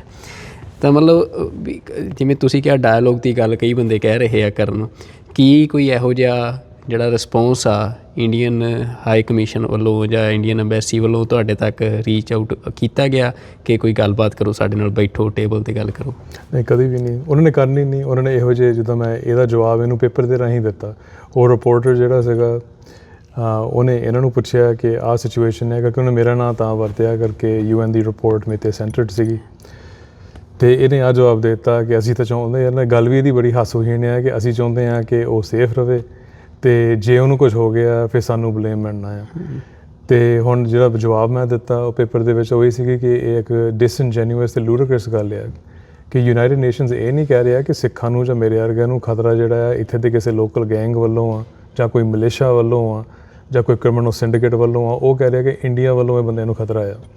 ਸੋ ਜਿਹੜਾ ਇਹ ਬੰਦਿਆਂ ਨੇ ਲਗਾਤਾਰ ਆਪਣਾ ਜਿਹੜਾ ਨੈਰੇਟਿਵ ਝੂਠ ਹੈ, ਇੱਕ ਝੂਠ ਬੋਲਣ ਲਈ ਤੁਹਾਨੂੰ 100 ਲਾਈਕ ਐਜ਼ ਐਨ ਝੂਠ ਬੋਲਣੇ ਪੈਂਦੇ ਉਹਨੂੰ ਢੱਕਣ ਦੇ ਲਈ, ਤੇ ਇਹ ਉਸ ਚੀਜ਼ ਦੇ ਵਿੱਚ ਫਸੇ ਹੋਏ ਆ ਹੁਣ। ਸੋ ਆਈ ਥਿੰਕ ਇਹਦੇ ਜਿਹੜੇ ਕਮੈਂਟਰੀ ਤਾਂ ਇੱਦਾਂ ਦੀ ਹੁੰਦੀ ਹੈ ਇਸ ਬੰਦੇ ਦੇ, ਜਿਸ ਦਿਨ ਦਾ ਇਹ ਆਇਆ ਆ ਉਸ ਦਿਨ ਤੋਂ ਹੀ ਇਸ ਬੰਦੇ ਦੀ ਇਹੀ ਲਾਈਨ ਰਹੀ ਆ ਕਿ ਅਸੀਂ ਕੁਛ ਨਹੀਂ ਕੀਤਾ, ਇਹ ਇਸ਼ੂ ਜਿਹੜਾ ਹੈ ਕੈਨੇਡੀਅਨ ਇਸ਼ੂ ਆ, ਇੰਡੀਆ ਦਾ ਕੋਈ ਲੈਣਾ ਦੇਣਾ ਨਹੀਂ। ਤੇ ਜਦੋਂ ਵੀ ਇਹ ਜਿਹੜੀ ਲਿਬਰਲ ਸਰਕਾਰ ਆ ਇਹਨਾਂ ਨੇ ਥੋੜ੍ਹੀ ਜਿਹੀ ਵੀ ਢਿੱਲ ਜਾਂ ਜ਼ਿਆਦਾ ਢਿੱਲ ਦਿਖਾ ਦਿੱਤੀ, ਇਹ ਇੱਕਦਮ ਇੱਦਾਂ ਛਾਲ ਮਾਰ ਲੈਂਦੇ ਆ। ਹੁਣ ਇਹਨਾਂ ਨੇ ਆਪਰੇਸ਼ਨ ਹਾਰਡਬਾਲ ਨੂੰ ਯੂਜ਼ ਕੀਤਾ ਕਿ ਇੰਡੀਆ ਦਾ ਤਾਂ ਕੋਈ ਹੱਥ ਹੀ ਨਹੀਂ ਹੈਗਾ ਵਿੱਚ। ਪਹਿਲੋਂ ਇਹਨਾਂ ਨੇ ਜਦੋਂ ਪ੍ਰਾਈਮ ਮਿਨਿਸਟਰ ਕਾਰਨੀ ਨੇ ਇੰਡੀਆ ਨੂੰ ਜਾਣਾ ਸੀ ਉਸ ਟਾਈਮ ਦੇ ਉੱਤੇ ਵੀ ਇਹਨਾਂ ਨੇ ਫੈਬਰੂਰੀ ਦੇ ਵਿੱਚ ਇਹੀ ਚੀਜ਼ ਵਰਤੀ ਕਿ ਇਸ ਲਿਬਰਲ ਇਨਸਾਈਡਰ ਨੇ ਇਹ ਗੱਲ ਕਹਿ ਦਿੱਤੀ ਕਿ ਇੰਡੀਆ ਹੁਣ ਕੋਈ ਕ੍ਰਾਈਮ ਦੇ ਵਿੱਚ ਇਨਵੋਲਵਡ ਨਹੀਂ। ਇਹਨੇ ਇੱਕਦਮ ਹੀ ਰੌਲਾ ਪਾਤਾ ਕਿ ਦੇਖਿਆ ਸੀ ਕਿਹਾ ਸੀ। ਉਹ ਦੂਜੇ ਦਿਨ ਉਹ ਪਬਲਿਕ ਸੇਫਟੀ ਮਿਨਿਸਟਰ ਗੈਰੀ ਅਨਸਾਗਰੀ ਨੂੰ ਕਹਿਣਾ ਪਿਆ ਕਿ ਨਹੀਂ ਹਾਲੇ ਵੀ ਇੰਡੀਆ ਸਾਡੀ ਵਾਚ ਲਿਸਟ 'ਤੇ ਆ। ਇਹ ਇੱਕ ਪ੍ਰੋਬਲਮ ਅਸੀਂ ਦੇਖ ਰਹੇ ਹਾਂ ਕਿ ਇਹ ਜੋ ਮਰਜ਼ੀ ਬੋਲਣ ਇਹਨਾਂ ਨੇ ਤਾਂ ਝੂਠ ਹੀ ਬੋਲਣਾ। ਇਸ਼ੂ ਉਦੋਂ ਬਣਦਾ ਆ ਕਿ ਜਿਹੜੇ ਦੇਸ਼ਾਂ ਦੇ ਵਿੱਚ ਅਸੀਂ ਬਾਹਰ ਰਹਿ ਰਹੇ ਹਾਂ ਜੇ ਉਹ ਸਰਕਾਰਾਂ ਇਹਨਾਂ ਦੀਆਂ ਗੱਲਾਂ ਨੂੰ ਇਨ ਬਿੱਦ ਮੰਨ ਲੈਂਦੇ ਆ ਜਾਂ ਫਿਰ ਆਪਣੇ ਇਕਨੋਮਿਕ ਜਾਂ ਟ੍ਰੇਡ ਰਿਲੇਸ਼ਨਸ ਵਧਾਉਣ ਦੇ ਲਈ ਉਹਨੂੰ ਮਨੁੱਖੀ ਅਧਿਕਾਰਾਂ ਨੂੰ ਅਤੇ ਆਪਣੇ ਸਿਟੀਜ਼ਨਸ ਨੂੰ ਪਾਸੇ ਕਰਕੇ ਉਸ ਰਿਲੇਸ਼ਨਸ਼ਿਪ ਨੂੰ ਵਧਾਉਣ ਦੇ ਵਿੱਚ ਇਹਨਾਂ ਦੇ ਥੱਲੇ ਆ ਜਾਂਦੇ ਆ। ਇਹ ਹੁਣ ਚੱਲ ਰਿਹਾ। ਬਿਲਕੁਲ ਜਿਵੇਂ ਮਨਿੰਦਰ ਸਿੰਘ ਜੀ, ਇਹ ਇੱਕ ਬਹੁਤ ਵੱਡਾ ਮਤਲਬ ਜਿਹੜੀ ਅਸੀਂ ਦੇਖ ਰਹੇ ਹਾਂ ਕਿ 2020 ਤੋਂ ਬਾਅਦ ਕਿਸਾਨ ਸੰਘਰਸ਼ ਤੋਂ ਬਾਅਦ ਅਸੀਂ ਇਸ ਚੀਜ਼ ਨੂੰ ਐਵੇਂ ਸਮਝ ਰਹੇ ਹਾਂ ਕਿ ਕਿਸਾਨ ਜਿਹੜਾ ਸੰਘਰਸ਼ ਸੀ ਉਹਦੇ 'ਚ ਜਿਹੜਾ ਡਾਇਸਪੋਰਾ ਦੀ ਸੌਫਟ ਪਾਵਰ ਸੀ, ਸਿੱਖ ਡਾਇਸਪੋਰਾ ਦੀ, ਉਹਨੇ ਇੰਡੀਅਨ ਗਵਰਨਮੈਂਟ ਨੂੰ ਇੱਕ ਵੱਡੀ ਡਿਫੀਟ ਦਿੱਤੀ, ਉਹਨੇ ਵੱਡਾ ਰੋਲ ਪਲੇ ਕੀਤਾ। ਉਹ ਤੋਂ ਬਾਅਦ ਲਗਾਤਾਰ ਚਾਹੇ ਉਹ ਕਿਲਿੰਗਸ ਹੋਣ ਡਾਇਸਪੋਰਾ ਦੇ ਵਿੱਚ, ਜਿਹੜੇ ਸਿੱਖ ਐਕਟੀਵਿਸਟ ਮੋਬਲਾਈਜ਼ ਕਰ ਰਹੇ ਸੀ ਸਿੱਖ ਸੌਫਟ ਪਾਵਰ ਨੂੰ ਉਹਨਾਂ ਦੀਆਂ, ਅਤੇ ਚਾਹੇ ਉਹ ਇੱਕ ਹੇਟ ਬਿਲਡ ਕਰਨ ਦੇ ਲਈ ਕੈਂਪੇਨ ਚਲਾਉਣੀ ਹੋਵੇ ਸੋਸ਼ਲ ਮੀਡੀਆ ਦੇ ਉੱਤੇ, ਜਾਂ ਸਿੱਖਾਂ ਦੇ ਖਿਲਾਫ ਸਿੱਖ ਇਮੇਜ ਨੂੰ ਤੋੜਨ ਦੇ ਲਈ ਜਿਹੜੇ ਆ ਯਤਨ ਕੀਤੇ ਜਾ ਰਹੇ ਆ। ਤੁਹਾਨੂੰ ਕੀ ਲੱਗ ਰਿਹਾ ਕਿ ਇਹ ਸਾਰਾ ਕੁਛ ਜਿਹੜਾ ਆ ਕਿਸੇ ਇੱਕ ਪੈਟਰਨ ਦਾ, ਕਿਸੇ ਇੱਕ ਪਲਾਨ ਦਾ ਹਿੱਸਾ ਆ? ਹਾਂਜੀ, ਆਈ ਥਿੰਕ ਬਿਲਕੁਲ ਇਹ ਇੱਕ ਵੱਡੀ ਸਾਜ਼ਿਸ਼ ਦਾ ਇੱਕ ਹਿੱਸਾ ਆ। ਜਿਹੜੀ ਇੱਕ ਹੇਟ ਕ੍ਰਾਈਮਸ ਜਿਹੜੀਆਂ ਵੱਧ ਰਹੀਆਂ ਸਿੱਖਾਂ ਦੇ ਖਿਲਾਫ, ਜਿਹੜੀ ਨਸਲਵਾਦੀ ਜੁਰਮ ਜਿਹੜੇ ਇੱਥੇ ਵੱਧ ਰਹੇ ਆ ਕੈਨੇਡਾ ਦੇ ਵਿੱਚ ਸਪੈਸ਼ਲੀ, ਉਹਦਾ ਵੀ ਜਿਹੜਾ ਡਾਇਰੈਕਟ ਕੋਰਿਲੇਸ਼ਨ ਜਿਹੜਾ ਇੱਥੇ ਇੱਕ ਫੋਰਨ ਇੰਟਰਫੇਰੈਂਸ 'ਤੇ ਕਮਿਸ਼ਨ ਹੋਇਆ ਸੀ, ਬਾਹਰਲੀ ਦਖਲਅੰਦਾਜ਼ੀ ਜੋ ਇੱਥੇ ਹੋ ਰਹੀ ਹੈ, ਉਹਦੇ ਵਿੱਚ ਇੰਡੀਆ ਨੂੰ ਜਿਹੜਾ ਨੰਬਰ 2 ਐਕਟਰ ਗਿਣਿਆ ਗਿਆ ਕਿ ਸਭ ਤੋਂ ਜ਼ਿਆਦਾ ਇੰਟਰਫੀਅਰੈਂਸ ਇਹੀ ਕਰਦੇ ਆ ਚਾਈਨਾ ਤੋਂ ਬਾਅਦ। ਪਰ ਜਿੰਨਾ ਇੰਡੀਆ ਇੱਥੇ ਵਾਇਲੈਂਸ ਵਰਤਦਾ ਹੈ ਉਹਦਾ ਕੋਈ ਬਰਾਬਰ ਦਾ ਇੱਥੇ ਕੋਈ ਦੇਸ਼ ਹੈ ਨਹੀਂ। ਪਰ ਉਹਦੇ ਵਿੱਚ ਇੱਕ ਹੋਰ ਗੱਲ ਵੀ ਆਈ ਸੀਗੀ ਕਿ ਇੰਡੀਆ ਸੋਫਿਸਟੀਕੇਟਡ ਮਿਸਇਨਫੋਰਮੇਸ਼ਨ ਅਤੇ ਡਿਸਇਨਫੋਰਮੇਸ਼ਨ ਕੈਂਪੇਨਸ ਨੂੰ ਵਰਤਦਾ ਸਿੱਖਾਂ ਦੇ ਖਿਲਾਫ, ਅਤੇ ਸਿੱਖਾਂ ਨੂੰ ਬੇਸਿਕਲੀ ਐਂਟੀ ਕੈਨੇਡੀਅਨ ਅਤੇ ਇਹੋ ਜਿਹੇ ਪੇਜ 'ਤੇ ਪੇਸ਼ ਕਰਦਾ ਆ। ਉਹਦੇ ਨਾਲ ਉਹ ਔਨਲਾਈਨ ਜਿਹੜੇ ਹੁਣ ਟਵਿੱਟਰ ਉੱਤੇ ਜਾਂ ਫੇਸਬੁੱਕ ਕਹਿ ਲਓ, ਜਿੱਥੇ ਵੀ ਕੋਈ ਸੋਸ਼ਲ ਮੀਡੀਆ ਸਪੇਸ ਆ, ਫੇਕ ਅਕਾਊਂਟਸ ਬੋਟਸ ਦੇ ਰਾਹੀਂ ਭਾਵੇਂ ਉਹ ਗੋਰਿਆਂ ਦੇ ਨਾਂ ਵਰਤ ਕੇ ਗੋਰਿਆਂ ਦੀਆਂ ਫੋਟੋਆਂ ਲਾ ਕੇ ਉੱਥੋਂ ਉਹਨਾਂ ਨੇ ਸਿੱਖਾਂ ਨੂੰ ਅਟੈਕ ਕਰਨਾ। ਪਰ ਹੈ ਇਨਫੋਰਮੇਸ਼ਨ ਸਾਰੀ ਪਿੱਛੋਂ ਇਹਨਾਂ ਦੇ ਬੰਦੇ ਕਰ ਰਹੇ ਇੰਟੈਲੀਜੈਂਸ ਤੋਂ। ਉਹਦਾ ਮਤਲਬ ਇਹ ਹੈ ਕਿ ਨਾਟ ਓਨਲੀ ਖਾਲਿਸਤਾਨ ਪਰ ਹਰੇਕ ਸਿੱਖ, ਅਤੇ ਜਿਹੜੀ ਉਹ ਹੋਕ ਕਮਿਸ਼ਨ ਉਹ ਥੋੜ੍ਹਾ ਸਿੱਖਾਂ ਨੇ ਲਿਖੀ ਹੈ, ਉਹ ਤਾਂ ਕੈਨੇਡੀਅਨ ਗਵਰਨਮੈਂਟ ਦੇ ਆਪਣੇ ਇੱਕ ਇੰਸਟੀਟਿਊਸ਼ਨ ਦੇ ਰਾਹੀਂ ਲਿਖੀ ਹੈ। ਉਹਦੇ ਵਿੱਚ ਸਾਫ਼ ਲਿਖਿਆ ਕਿ ਜਿਹੜਾ 8 ਲੱਖ ਸਿੱਖ ਕੈਨੇਡਾ ਦੇ ਵਿੱਚ ਵੱਸਦਾ ਆ ਉਹ ਇੰਡੀਆ ਦੀ ਮਿਸਇਨਫੋਰਮੇਸ਼ਨ ਅਤੇ ਡਿਸਇਨਫੋਰਮੇਸ਼ਨ ਦਾ ਟਾਰਗੇਟ ਆ। ਇਹਦਾ ਰੂਪ ਜਿਹੜਾ ਆ ਮਿਸਇਨਫੋਰਮੇਸ਼ਨ ਡਿਸਇਨਫੋਰਮੇਸ਼ਨ ਆਨਲਾਈਨ ਹੁੰਦੀ ਆ, ਨਸਲਵਾਦੀ ਰੂਪ ਦੇ ਵਿੱਚ ਇਮੋਸ਼ਨਸ ਨੂੰ ਇਨਫਲੇਮ ਕਰਦੀ ਆ। ਅਤੇ ਜਿੱਦਾਂ ਹੁਣ ਇੱਥੇ ਗੁਰਦੁਆਰਾ ਸਾਹਿਬ ਜਿਹੜਾ ਨਾਨਕਸਰ ਐਡਮਿੰਟਨ ਦੇ ਵਿੱਚ ਆ, ਫਿਰ ਉੱਥੇ ਜਾ ਕੇ ਇਹੋ ਜਿਹੇ ਅਟੈਕ ਹੁੰਦੇ ਆ, ਸਿੱਖਾਂ ਦੀਆਂ ਪੱਗਾਂ ਲੱਟਦੀਆਂ ਆ। ਸਾਡੇ ਨੌਜਵਾਨ ਜਿਹੜੇ ਪੰਜਾਬ ਤੋਂ ਆਏ ਆ, ਸਿਕਿਉਰਿਟੀ ਆ, ਭਾਵੇਂ ਉਹਨਾਂ ਨੂੰ ਜਾਨਲੇਵਾ ਹਮਲੇ ਉਹਨਾਂ ਦੇ ਉੱਤੇ ਹੁੰਦੇ ਆ। ਜਿੱਥੇ ਵੀ ਇਹ ਚੀਜ਼ ਹੁੰਦੀ ਆ ਉਹਦੇ ਵਿੱਚ ਕੋਈ ਨਾ ਕੋਈ ਕਨੈਕਸ਼ਨ ਹੈਗੀ ਆ ਕਿ ਇੰਡੀਅਨ ਸਟੇਟ ਇਹਨੂੰ ਫਿਊਲ ਕਰਦਾ ਆ। ਹਾਂ, ਉਹ ਜਿਹੜੀ ਨਫ਼ਰਤ ਆ ਉਹ ਜਿਹੜੇ ਨਸਲਵਾਦੀ ਲੋਕ ਆ ਉਹਨਾਂ 'ਚ ਤਾਂ ਹੁੰਦੀ ਆ, ਪਰ ਜਦੋਂ ਉਹਨੂੰ ਤੁਸੀਂ ਇਨਫਲੇਮ ਕਰਨਾ ਆ, ਜਦੋਂ ਤੁਸੀਂ ਮੌਬ ਦੇ ਰੂਪ ਦੇ ਵਿੱਚ ਜਾਂ ਇੱਕ ਬੰਦੇ ਨੂੰ ਮੁੜ ਕੇ ਡਿਸਇਨਫੋਰਮੇਸ਼ਨ ਮਿਸਇਨਫੋਰਮੇਸ਼ਨ ਦਾ ਇੱਕ ਸ਼ਿਕਾਰ ਬਣਾਉਣਾ ਆ, ਉਹ ਇਵੈਂਚੁਅਲੀ ਉਹਨੇ ਗੁਰਦੁਆਰੇ ਦੇ ਵਿੱਚ ਜਾ ਕੇ ਜੋ ਐਡਮਿੰਟਨ ਦੇ ਵਿੱਚ ਹੋਇਆ ਫਿਰ ਇੱਦਾਂ ਦਾ ਕੁਛ ਹੁੰਦਾ ਆ। ਸੋ ਇਹਦੇ ਜਿਹੜੇ ਡਾਇਰੈਕਟ ਕੋਰਿਲੇਸ਼ਨ ਇਹ ਮੈਂ ਮੰਨਦਾ ਹਾਂ ਕਿ ਜਿਹੜੀ ਇੰਡੀਅਨ ਇੰਟੈਲੀਜੈਂਸ ਜਿਹੜੀ ਰਾ ਆ ਜਾਂ ਇਹਨਾਂ ਦੀ ਇੰਟੈਲੀਜੈਂਸ ਸਰਵਿਸਿਜ਼ ਆ, ਉਹ ਇੱਕ ਡੀਪ ਰੂਟਡ ਪਲਾਨ ਹੈ ਕਿ ਸਿੱਖਾਂ ਨੂੰ ਡੀਸਟੇਬਲਾਈਜ਼ ਕਰਨਾ ਵੈਸਟ ਦੇ ਵਿੱਚ। ਅਤੇ ਇਹਦਾ ਅਖੀਰਲੀ ਗੱਲ ਮੈਂ ਤਾਂ ਇਹ ਕਹੂੰਗਾ, ਇਹ ਕੋਈ ਨਵੀਂ ਗੱਲ ਨਹੀਂ ਹੈਗੀ। ਜੇ ਅਸੀਂ ਨਵੰਬਰ 1984 ਗਲੋਬਲ ਮੇਲ ਦਾ ਆਰਟੀਕਲ ਆ ਉਹਨੂੰ ਲੱਭ ਵੀ ਸਕਦੇ ਹਾਂ, ਸਾਡੇ ਕੋਲ ਵੀ ਪਿਆ ਆ। ਇਹਦਾ ਮੈਂ ਜ਼ਿਕਰ ਵੀ ਕੀਤਾ ਸੀ ਜਦੋਂ ਪਬਲਿਕ ਸੇਫਟੀ ਕਮੇਟੀ ਦੀ ਹੀਅਰਿੰਗਸ ਹੋਈਆਂ ਸੀ ਆਟੋਵਾ ਦੇ ਵਿੱਚ, ਜਦੋਂ ਇੱਥੋਂ ਇਹਨਾਂ ਦੇ 6 ਬੰਦੇ ਐਕਸਪੈਲ ਕੀਤੇ ਗਏ, ਉਹ ਸਭ ਕੁਝ ਆਨਲਾਈਨ ਆ। ਉਹਦੇ ਵਿੱਚ ਮੈਂ ਉਹਨੂੰ ਕੋਟ ਕੀਤਾ ਸੀ ਕਿ ਨਵੰਬਰ 1984 ਦੇ ਵਿੱਚ ਗਲੋਬਲ ਮੇਲ ਸਭ ਤੋਂ ਵੱਡਾ ਇੱਕ ਨਿਊਜ਼ਪੇਪਰ ਇੱਥੇ ਕੈਨੇਡਾ 'ਚ, ਉਹਨਾਂ ਨੇ ਇਹ ਗੱਲ ਕਹੀ ਸੀ ਕਿ ਇੰਡੀਆ ਜਿਹੜਾ ਆ ਉਹਦਾ ਟਾਰਗੇਟ ਜਿਹੜੀ ਸਿੱਖਾਂ ਦੀ ਜਿਹੜੀ ਰੀੜ੍ਹ ਦੀ ਹੱਡੀ ਹੈ ਸਾਡੀ ਖਾਲਿਸਤਾਨ ਮੂਵਮੈਂਟ ਦੀ, ਉਹ ਕੈਨੇਡਾ ਅਤੇ ਬਾਹਰਲੇ ਦੇਸ਼ ਨੇ ਜਦੋਂ ਉਹਨਾਂ ਨੂੰ ਇੱਕ ਐਕੈਡੈਮਿਕਲੀ ਫਾਈਨੈਂਸ਼ੀਅਲੀ ਉਹ ਸਾਰਾ ਕੁਛ ਸਪੋਰਟ ਕਰਦੇ ਆ। ਅਤੇ ਉਹਦੀ ਲੜਾਈ ਜਿਹੜੀ ਵੱਡੀ ਬਾਹਰੋਂ ਲੜ ਰਹੇ ਆ। ਤੇ ਉਹਨੂੰ ਮਿਸਇਨਫੋਰਮੇਸ਼ਨ ਤੇ ਡਿਸਇਨਫੋਰਮੇਸ਼ਨ ਉਸ ਟਾਈਮ ਤੇ ਸ਼ਬਦ ਜਿਹੜੇ ਵਰਤੇ ਗਏ ਕਿ ਇਹਨਾਂ ਨੂੰ ਇੱਕ ਜੁਰਾਇਮ ਪੇਸ਼ਾ ਕੌਮ, ਇੱਕ ਕ੍ਰਿਮੀਨਲ ਜਿਹੜੀ ਨੇਸ਼ਨ ਆ ਪੇਸ਼ ਕਰਨਾ ਇੰਡੀਆ ਦੇ ਕੌਂਸੂਲੇਟਸ ਤੇ ਐਮਬੈਸੀਜ਼ ਉੱਤੇ ਕੰਮ ਕਰ ਰਹੀਆਂ ਆ। ਉਸ ਟਾਈਮ ਤੇ ਨਾ ਸੋਸ਼ਲ ਮੀਡੀਆ ਸੀ, ਨਾ ਇੰਟਰਨੈਟ ਸੀ, ਕੁਝ ਨਹੀਂ ਸੀ। ਉੱਥੇ ਨਿਊਜ਼ਪੇਪਰਸ, ਯੂਨੀਵਰਸਿਟੀਆਂ, ਉਹਦੇ ਵਿੱਚ ਇਹਨਾਂ ਦੇ ਬੰਦੇ ਵੜਦੇ ਸੀ। ਸੋ ਇਹਨੂੰ ਅਸੀਂ ਇੱਦਾਂ ਦੇਖਣਾ ਚਾਹੀਦਾ ਹੈ ਕਿ ਜੇ ਅਸੀਂ ਇਹਨੂੰ ਕੋਈ ਨਵੀਂ ਚੀਜ਼ ਸਮਝੀਏ ਫਿਰ ਤਾਂ ਬੰਦਾ ਕਹਿ ਸਕਦਾ ਹੈ ਹੋ ਸਕਦਾ ਨਹੀਂ, ਪਰ ਜਦੋਂ ਇਹ 40 ਸਾਲ ਦੀ ਇੱਕ ਪੈਟਰਨ ਦੱਸਦੀ ਹੈ ਉਹ 'ਤੇ ਤਾਂ ਬਿਲਕੁਲ ਕੋਈ ਸ਼ੱਕ ਵਾਲੀ ਗੱਲ ਨਹੀਂ ਕਿ ਇਹ ਜਿਹੜਾ ਸਫਿਸਟੀਕੇਟਡ ਮੋਡ ਜਿਹੜਾ ਆ ਫੋਰਨ ਇੰਟਰਫੇਰੈਂਸ ਦਾ, ਦਖਲਅੰਦਾਜ਼ੀ ਦਾ ਅਤੇ ਟਰਾਂਸਨੈਸ਼ਨਲ ਰਿਪਰੈਸ਼ਨ ਦਾ ਇੱਕ ਹਿੱਸਾ ਹੀ ਹੈ। ਬਿਲਕੁਲ, ਜਿਵੇਂ ਮੈਨੂੰ ਯਾਦ ਆ ਰਿਹਾ ਕਿ ਕੁਛ ਆਈ ਥਿੰਕ 2 ਮਹੀਨੇ ਪਹਿਲਾਂ ਨਾ BBC ਦੀ ਇੱਕ ਇਨਵੈਸਟੀਗੇਸ਼ਨ ਜਿਹੜੀ ਆ ਉਹਦੀ ਰਿਪੋਰਟ ਪਬਲਿਸ਼ ਹੋਈ BBC 'ਤੇ ਕਿ ਪ੍ਰਾਈਮ ਮਿਨਿਸਟਰ ਦੇ ਉੱਤੇ ਆਰਸਨ ਅਟੈਕ ਹੋਇਆ UK ਦੇ ਪ੍ਰਾਈਮ ਮਿਨਿਸਟਰ 'ਤੇ। ਉਹਦੇ ਵਿੱਚ ਇਨਵੈਸਟੀਗੇਸ਼ਨ ਦੇ ਵਿੱਚ ਇਹ ਖੁਲਾਸਾ ਹੋਇਆ ਕਿ ਜਿਹੜੇ ਰਸ਼ੀਅਨ ਏਜੰਟਸ ਨੇ ਉਹ ਮੁਸਲਿਮਸ ਦੇ ਖਿਲਾਫ ਉੱਥੇ ਜਿਹੜੀ ਹੇਟ ਆ ਉਹਨੂੰ ਪ੍ਰੋਪੇਗੇਟ ਕਰਨ ਦੇ ਲਈ ਮਤਲਬ ਕੰਮ ਕਰ ਰਹੇ ਆ, ਅਤੇ ਉਹ ਬੰਦਾ ਫੜਿਆ ਵੀ ਗਿਆ ਉੱਥੇ ਅਤੇ ਉਹ ਸਾਰੀ ਰਿਪੋਰਟ ਸਾਹਮਣੇ ਆਈ।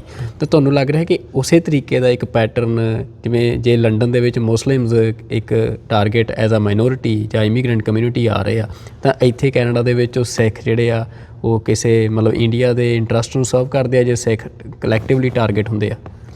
ਆਈ ਥਿੰਕ ਇੱਥੇ ਵੀ ਆਪਣੇ ਭਾਈਚਾਰੇ ਦੇ ਵਿੱਚ ਵੀ ਬਥੇਰੇ ਆ ਜਿਹੜੇ ਇਹਨਾਂ ਦੇ ਥੱਲੇ ਬਹੁਤ ਖੁਸ਼ੀ ਦੇ ਨਾਲ ਕੰਮ ਕਰਦੇ ਆ, ਅਤੇ ਉਹ ਗੁਰਦੁਆਰੇ ਵੀ ਕਈ ਜਿਹੜੇ ਐਗਜ਼ੈਕਟਿਵਸ ਆ ਉਹ ਵੀ ਉੱਦਾਂ ਦੇ ਹੁੰਦੇ ਆ, ਅਤੇ ਕਈ ਜਿਹੜੇ ਆਮ ਜਿਹੜਾ ਨਾਗਰਿਕ ਆ ਉਹ ਵੀ ਆ ਜਿਹੜੇ ਇਹਨਾਂ ਦੀ ਜਾਸੂਸੀ ਕਰਦੇ ਆ।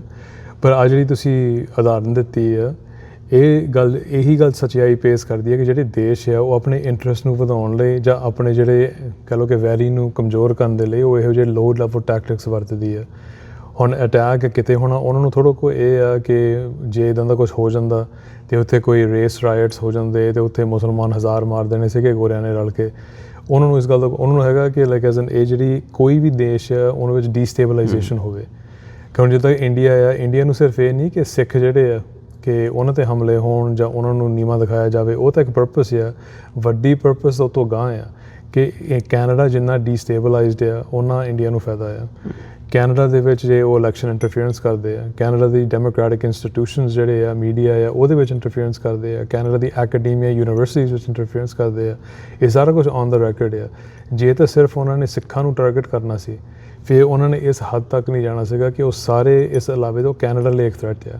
ਜਦੋਂ ਸ਼ੁਰੂਆਤ ਵਿੱਚ ਗੱਲ ਹੋਈ ਕਿ UN ਕਹਿ ਰਿਹਾ ਆ ਕਿ ਇਸ ਬੰਦੇ ਨੂੰ ਜਾਂ ਇਸ ਪਰਿਵਾਰ ਨੂੰ ਕੋਈ ਪ੍ਰੋਟੈਕਸ਼ਨ ਮਿਲੇ, ਅਸੀਂ ਕਦੀ ਕੋਈ ਪ੍ਰੋਟੈਕਸ਼ਨ ਨਹੀਂ ਮੰਗੀ।